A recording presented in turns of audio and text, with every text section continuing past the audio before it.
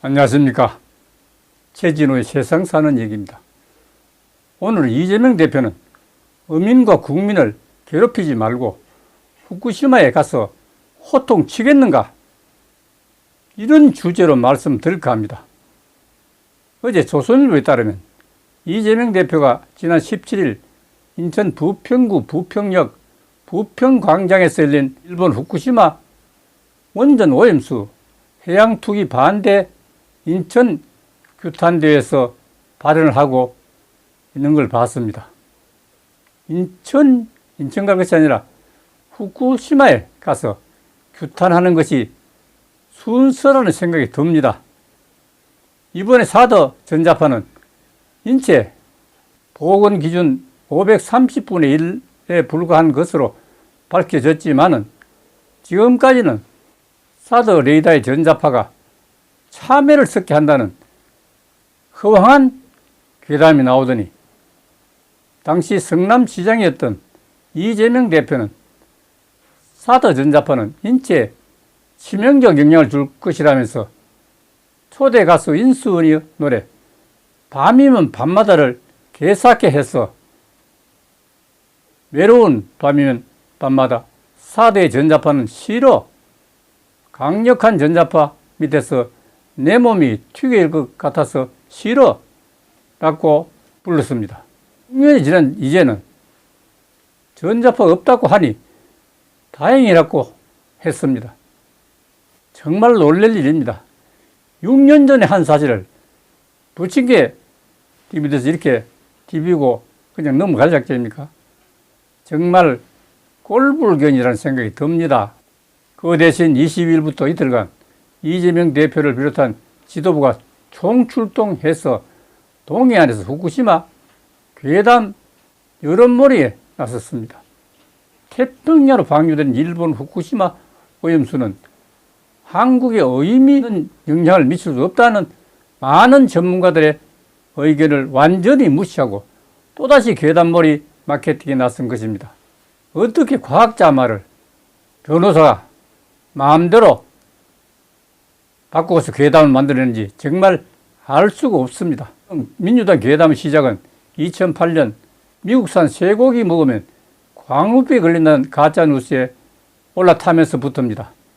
한국인 유전자 구조가 취약해서 95%가 광우병에 걸릴 수 있다는 식의 괴담을 유포하며 국민의 불안감을 자극했던 기억이 납니다. 어떻게 과학자 다닌 사람이 95%라는 말을 함부로 내뱉을 수 있는지 정말 놀라지 않을 수가 없습니다. 뇌송송 구멍탁이라는 황당한 슬로건을 내건 광우병 집회를 전국에서도 하다시피 했습니다. 모두 희극 같은 엉터리 주장이지만 당시도 국민 정서를 흔들어 큰 정치적 효과를 거두기도 했습니다. 지금도 민주당은 그 추억에서 벗어나지 못하고 있습니다. 2010년 천안함 폭침 사건 때는 좌초설, 기레설 등 가전 괴담을 만들어내기도 했습니다. 얼마 전 이재명 대표가 지명했다가 사퇴한 혁신위원장으로 임명된 이래경 다른 백년 명예이사장이 과거 천안함 자폭 등에 받은 논란으로 임명 당일 사퇴한 지 열흘 만입니다.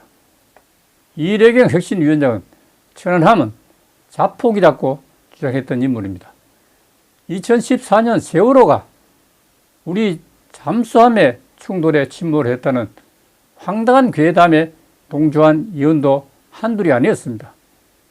세월호 참사 때 민주당이 제기한 박근혜 대통령 7시간 의혹은 차마 지면을 옮길 수 없을 정도로 저속한 괴담이었습니다.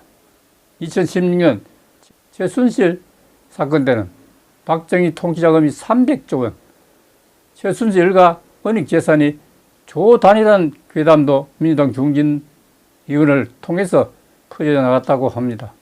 민주당은 수돗물 민영화 괴담, 인천공항 민영화 괴담도 만들어냈다고 하니 민주당 누가 보더라도 괴담 전문 정당인지 묻지 않을 수가 없습니다. 2024년 오늘 이재명 대표가 주문진 수산식을 방문했을 때 수산물 상인들이 상욕을 하며 난리 날 줄 알았는데 이재명 대표가 시장에 들어서자 상인들이 이재명 대표의 손을 잡고 매달리면서 제발 좀 살려달라고 하는 것을 보니 눈물이 날 정도였습니다. 그런데 경희대 정범진 교수는 한국원자학회 성명서를 통해서 일본 후쿠시마 오염수 공포를 조장하는 세력에 공개 토론을 제안했습니다. 그렇다고 이재명이 나올까요? 그냥 원자학회 이름으로 이 성명을 주도한 정범진 교수는 명백한 사실을 말하는 과학자를 돌파라고 부르며 국민을 선동하는 세력을 지식인 입장에서 더 이상 두고 볼 수 없다고 했지만은 유튜브에 나와서는 사회자가 대단하시다는 칭찬을 듣고 끝나는 것인지 묻고 싶을 뿐입니다. 한국 원자력학회 6,000명 과학자가 광화문에 한번 모이면 이재명에 대한 반감 효력이 나타날 수 있을 텐데도 이것도 쇼로 끝날 것인지 묻지 않을 수가 없습니다. 정말 헷갈립니다. 감사합니다.